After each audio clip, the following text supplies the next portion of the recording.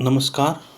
मैं मुश्ताक शेख, महात्मा गांधी विद्यालय उरई कंचन, आपका स्वागत करता हूं। आज हम देखेंगे 8वीं कक्षा सुलभ भारती का 7वां पाठ, मेरे रजा साहब। इसकी विधा है संस्मरण, यानी कोई घटना जो होती है, उसकी यादें होती है, उसे संस्मरण कहा जाता है। इसके रचनाकार है सुजाता बजाज। आइए देखते हैं सुजाता जी का परिचय। इनका जन्म 1958 जयपुर राजस्थान में हुआ। उनका परिचय देखते हैं। सुजाता बजाज जी एक प्रसिद्ध चित्रकार है। आजकल आप पेरिस में रहती हैं। आपके चित्र एवं मूर्ति कला भारतीय रंग में डूबी हुई रहती है। आपके चित्रों एवं मूर्तियों पर प्राचीन संस्कृति एवं कला की छाप दिखाई पड़ती है। आपने अपनी कला में ऐसी दुनिया का सृजन किया है जिसमें सादगी भी है और रंगीनी भी, खुशी भी है और गम भी। उनकी प्रमुख कृतियाँ हैं सुजाता जी द्वारा बनाए गए गणेश जी के चित्रों पर आधारित एक पुस्तक प्रकाशित है। देखते हैं इस गद्य संबंधी। प्रस्तुत पाठ में प्रसिद्ध चित्रकार सैयद हैदर रजा के बारे में लेखिका सुजाता बजाज ने अपने संस्मरण लिखे हैं। यहाँ रजा साहब के सर्वधर्म समभाव, मानव मात्र से प्रेम, युवा कलाकारों को प्रोत्साहन, उनकी जिज्ञासा वृत्ति, कृतियों के प्रति लगाव आदि गुणों को दर्शाया है। इस पाठ में एक सच्चे कलाकार के दर्शन होते हैं। तो आइए देखते हैं इस पाठ को। इस पाठ के माध्यम से लेखिका सुजाता बजाज जी क्या कहना चाहती हैं। 23 जुलाई सुबह सुबह ही समाचार मिला, रजा साहब नहीं रहे। नहीं रहना, इसका अर्थ है उनका स्वर्गवास हुआ है, देहांत हुआ है, उनकी मृत्यु हुई है। और यह सुनते ही मानस पटल पर यादों की एक कतार सी लग गई। मानस पटल यानी मन में विचार आने लगे और कई सारी यादें एक के बाद एक आने लगी है। पिछले फरवरी की बात है। मैं दिल्ली पहुंची थी अपनी गणपति प्रदर्शनी के लिए। प्रदर्शनी उसे कहते हैं जो कोई वस्तु हो तो उसको प्रदर्शन के लिए रखा जाता है और प्रदर्शनी में वस्तु देखी भी जाती है और बेची भी जाती है। सोच रही थी कि रजा साहब शायद अपनी व्हीलचेयर यानी जो मरीज के लिए, पेशेंट के लिए बैठने के लिए जो कुर्सी होती है उसे व्हीलचेयर कहते हैं। रजा साहब शायद अपने व्हीलचेयर पर मेरी प्रदर्शनी के उद्घाटन के अवसर पर आ जाए, पर उस रात कुछ अनहोनी हुई। अनहोनी यानी जो पहले कभी न हुई हो, जो कभी न होनी चाहिए, ऐसी को अनहोनी कहते हैं। उस रात रजा साहब सपने में आए, मुझे उठाया, हमने बातें की। शो के लिए मुझे उन्होंने शुभकामना दी और कहने लगे, सुजाता एक बार मुझसे मिलने आ जाओ, अब मैं जाने वाला हूँ। इसके बाद तो रुकना मुश्किल था। मैं पहुँच गई उनसे मिलने। वे अस्पताल में शून्य की तरह लेटे हुए थे। शून्य यानी निश्चेष्ट, अचेत, निश्चल यानी बिना कोई हलचल किए वे लेटे हुए थे, सोए हुए थे। मैंने उनके हाथों को छुआ क्योंकि मैं लेखिका उन्हें जगाना नहीं चाहती थी। सिर्फ हाथों को छुआ, सिर्फ सांस चल रही थी। अलविदा कहकर लौट आई। यानी सांस चल रही थी, यानी वो कुछ कह नहीं पाते हैं, कुछ बात नहीं कर सकते हैं, ऐसी अवस्था उनकी हुई थी। तो लेखिका उन्हें अलविदा यानी विदा कहते हुए लौट आई। राजा साहब अपने धर्म के साथ साथ उतने ही हिंदू और ईसाई भी थे। उनके स्टूडियो में गणपति की मूर्ति, क्रॉस यानी ईसाई धर्म का जो धार्मिक चिन्ह होता है उसे क्रॉस कहते हैं। बाइबल ये ईसाई धर्म का धर्म ग्रंथ है। गीता हिंदू धर्म का धर्म ग्रंथ है। कुरान इस्लाम का धर्म ग्रंथ है। उनकी माँ का एक फोटो, गांधी जी की आत्मकथा व भारत से लाई हुई मोगरे की कुछ सूखी मालाएं सब एक साथ रखा था। वे गणेश को भी पूजते थे और हर रविवार को सुबह चर्च भी जाते थे। यानी यहाँ रज़ा साहब हर धर्म का सम्मान करते थे, हर धर्म का आदर करते थे, पूजते भी थे और चर्च में भी जाते थे। एक दिन जहांगीर आर्ट गैलरी में प्रदर्शनी देखते हुए किसी ने कहा, अरे ये तो एस.एच. रज़ा है। मैं एकदम सावधान हो गई क्योंकि मेरी सूची में उनका भी नाम था। सूची यानी जैसे हम लिस्ट कहते हैं, मराठी में यादी कहते हैं, उनके सूची में रज़ा साहब का भी नाम था। मैंने उनके पास जाकर कहा, रज़ा साहब आपसे बात करनी है। वे देखते ही रह गए। उन्होंने मुझे इंटरव्यू दिया, बहुत सारी बातें हुई। अचानक मुझसे पूछने लगे कि आप और क्या क्या करती है। मैंने कहा, मैं कलाकार हूँ, पेंट करती हूँ। वे तुरंत खड़े हो गए और कहने लगे, चलो तुम्हारा काम देखते हैं। मैं सोच में पड़ गई, मेरा काम तो पुणे में है। उन्हें बताया तो वे बोले, चलो पुणे। ताज होटल के सामने से हमने टैक्सी ली और सीधे पुणे पहुँचे। उन्होंने मेरा काम देखा और फिर कहा, आपको पेरिस आना है, आपका भविष्य बहुत उज्जवल है। छोटी से छोटी बात भी उनके लिए महत्वपूर्ण हुआ करती थी।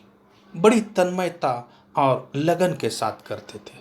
तन्मयता यानी एकाग्रता, एकाग्रता के साथ मन लगाकर कोई भी बात करते थे। पेंटिंग बिकने के बाद पैकिंग में भी उनकी रुचि हुआ करती थी। यानी उनकी पेंटिंग जो बिकती थी तो उसके बाद उसका पैकिंग जो होता है, बांधना जो होता है, उसमें भी उनकी रुचि थी, चाव था, लगन थी, लगाव था। कोई इस काम में मदद करना चाहता तो मना कर देते क्योंकि उसका पैकिंग करना भी उन्हें अच्छा लगता था। किसी को हाथ नहीं लगाने देते थे। बड़े करीने से यानी व्यवस्थित रूप से, सही ढंग से, अच्छे ढंग से, धैर्य के साथ पैकिंग करते थे। कहते थे, लड़की ससुराल जा रही है, उसे संभाल कर भेजना है।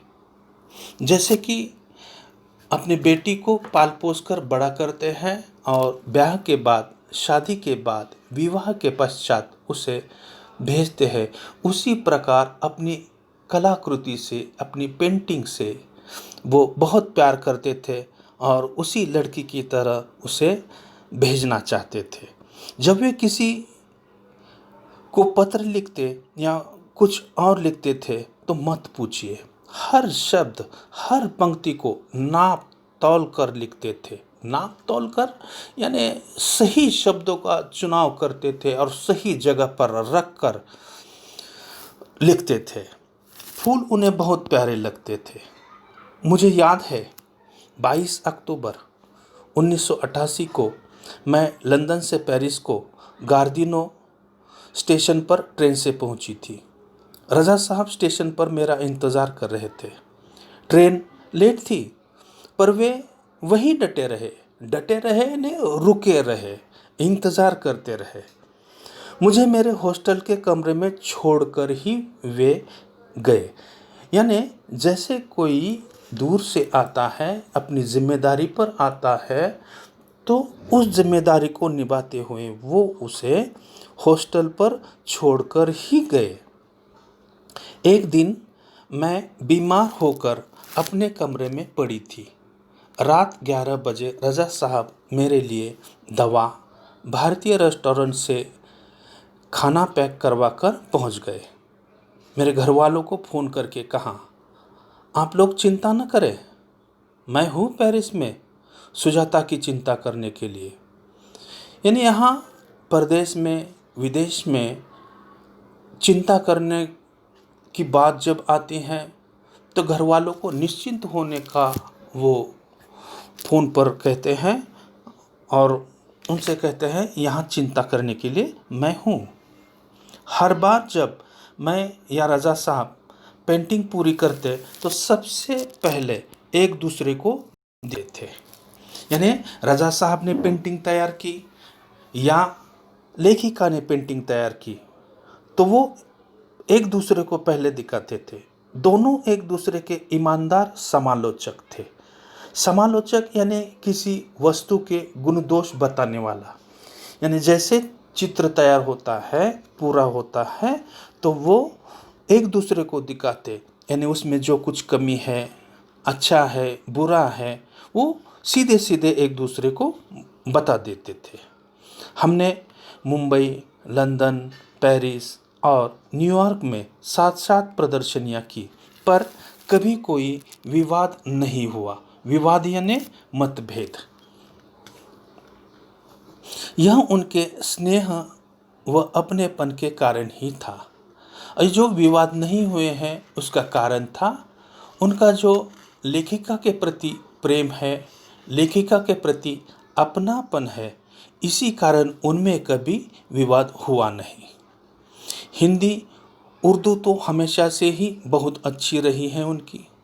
अंग्रेज़ी, फ्रेंच भी वे बहुत अच्छी लिखते थे। कविताओं से बहुत प्यार था उन्हें। शेर, गज़ल व पुराने हिंदी फिल्मी गाने बड़े प्यार से सुनते थे। गज़ल एक कविता का प्रकार है। शेर जो होता है वो 2 लाइन में लिखा जाता है। ऐसे अनेक शेर मिलकर एक गज़ल तैयार होती है। तो शेर और गज़ल और पुराने हिंदी फिल्मी गाने बड़े प्यार से सुनते थे। एक डायरी रखते थे अपने पास, हर सुंदर चीज़ को लिख लिया करते उसमें। मेरी बेटी हेलेना बहुत खूबसूरत और हिंदी बोलती थी, तो उन्हें बहुत गर्व होता था। वे हमेशा उसके साथ शुद्ध हिंदी में ही बात करते थे। हेलेना लेखिका की बेटी है, वो खूबसूरत हिंदी बोलती थी और ये जो बोलती थी हिंदी में वो रज़ा साहब को बहुत अच्छा लगता था और उन्हें उस पर गर्व होता था। रज़ा साहब को अच्छा खाने का बहुत शौक़ था। अब इनके शौक़ था क्या? तो इनको अच्छा खाने का शौक़ था। पर दाल चावल, रोटी, आलू की सब्ज़ी में जैसे उनकी जान अटकी रहती थी। जान अटकी रहती यानी दाल चावल और रोटी, आलू की सब्ज़ी उन्हें बहुत पसंद थी, अच्छा लगता था। मैं हफ्ते में एक बार भारतीय शाकाहारी खाना बनाकर भेजती थी उनके लिए, उनके फ्रांसीसी दोस्तों के लिए। यानी भारत का जो शाकाहारी खाना है वो लेखिका रज़ा साहब के लिए भेजती थी, क्योंकि उनके साथ फ्रांसीसी दोस्त भी थे, वो भी उनके साथ खाए, इसलिए वो दोस्तों के लिए भी भेजती थी। रज़ा साहब के कुछ पुराने फ्रांसीसी दोस्तों को उनके जाने की खबर देने गई तो फिर से एक बार उनकी दीवारों पर रज़ा साहब की काफ़ी सारी कृतियाँ देखने का मौका मिला। यानी यहाँ रज़ा साहब के स्वर्गवास होने के बाद, यानी उनके मृत्यु के बाद, उनको उनके दोस्तों को, फ्रांसीसी दोस्तों को खबर देने के लिए जब लेखिका गई तो उनकी दीवारों पर रज़ा साहब की काफ़ी सारी कृतियाँ देखने का मौका लेखिका को मिला है। मैं हमेशा कहती, रज़ा साहब आप मेरे एंजल गार्जियन है, तो मुस्कुरा देते। पर सन 2000 के बाद से कहते, क्यों, अब हमारी भूमिका बदल गई है, तुम मेरी एंजल गार्जियन हो, अब मैं नहीं। यानी जैसे विदेश में है तो उनकी चिंता करने के लिए देवदूत के जैसे उनके अभिभावक के जैसे, उनके पालक के जैसे, माता पिता के जैसे लेखिका का ख्याल रखने का काम वो करते थे। लेकिन 2000 के बाद यहाँ लेखिका ये जिम्मेदारी उठा रही है एंजल गार्जियन बनकर। यहाँ आकर ये पाठ समाप्त होता है।